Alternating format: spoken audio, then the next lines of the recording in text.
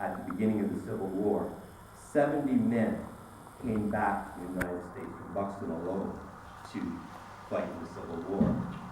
And it's interesting, in sort of the broader Canadian story, there were nearly 50,000 Canadians who came across, both white, black, and a few First Nations people. And so, as I was doing my research, I found 1,100 black Canadians who fought in the war. Now, I know there's a lot more than that, and that is just among the soldiers. There were certainly a lot more who were sailors. So I wanted to write a book about it because I just love the Civil War era. But I didn't want to write a book just about soldiers and battles. I wanted to talk about how it affected Canada as a whole, how it affected the black communities. Certainly devoted a lot of time to the men who did go over to fight, but also the people who were so active in being recruiters in Canada.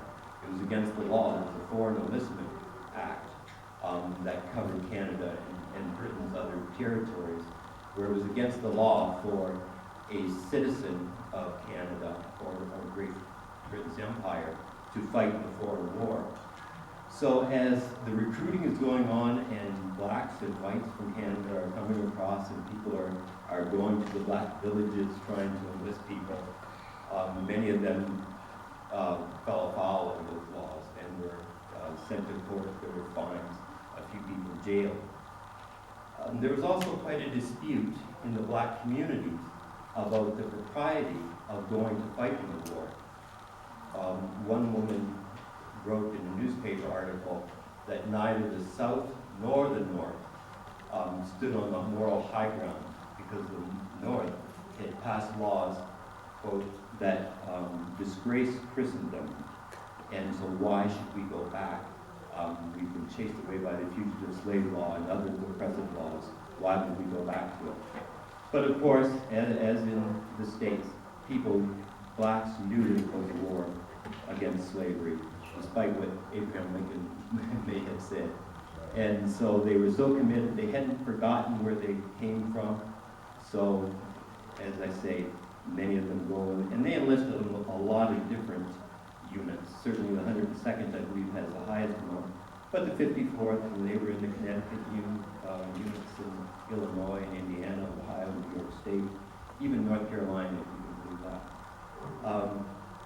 So I write about some of the battles, some of the people's backgrounds, but also what's happening with the wives and the children and their families that are left back in the black communities in Canada.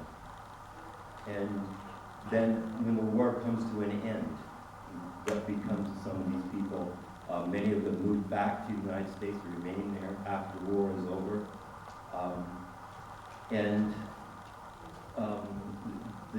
The homes for the disabled soldiers, that is a little looked at piece of this, but a great source of information about men who have been wounded or crippled in the war, and they go to these different homes in different places in the United States, and many of the Canadians do as well. Something that's really kind of interesting, perhaps many of you have seen the Civil War tombstones that the U.S. government will issue, and you can still get those if you can get your ancestors or the person of interest Civil War records.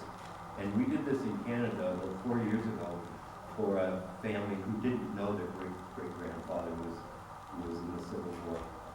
He was in the 102nd for a short period of time, but then was in a New York unit. So anyway, we get the papers together, we send it off to the States, and then a few months later, up to our museum comes this transport truck, big trailer. All it has in it is this one Civil War tombstone. They're perfectly free. They have the man's name, what unit he fought in, and so we were able to take it to the cemetery and have all of his great-great-grandchildren and the rest of the community come and have this tombstone that lists the unit that he fought in and the years of his birth and death. So that's something really neat that can still be done. And I know here in Michigan, I've been to a couple of functions where they've done it in a couple of different counties here. One last thing I'll just leave you with. One chapter I think is really important. It's 1863, the Emancipation Proclamation has just came out. The Lincoln administration passed, certainly hoping for a Union victory. And so they have to somehow come up with policy. How are we going to handle almost 4 million people suddenly free, people with no possessions, with no social standing, very little, if any, formal education? How are we going to deal with this? So the Secretary of War, Edmund Stanton, forms a Freedmen's Inquiry Commission, it's called.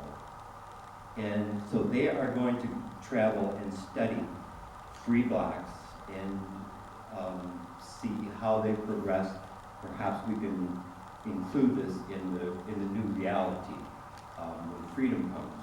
So one commissioner, Samuel Gridley Howe, abolitionist from Boston, is sent to Canada. He goes to all of the major black settlements and does interviews with the people. What's their background, their days in slavery, how they escaped, and then most importantly for this study, how they have progressed in Canada. These are people that came from that same kind of background. So many of them came directly from slavery, and they came with nothing. And then they become a part of the community. They get married, they have children. So there's a glowing report done after all of these interviews are done. And it's part of it sort of beautifully written about blacks being thought that the ones in Canada were picked people, that they weren't representative of regular slaves. The proof of that is because they were brave enough and strong enough, determined enough to escape from slavery and come to Canada. But the commissioner in his report denies that, and he says how they've changed, how they've progressed, how they have their wives and their children without them. They send their children to school, and they progress so well, not because they are picked men, but simply because they are free men. It's a beautiful and a very important set of records because it's first-hand accounts, former slaves giving their own stories. So that's a part of it, and I don't want to hold you too long, so thanks a lot for indulging.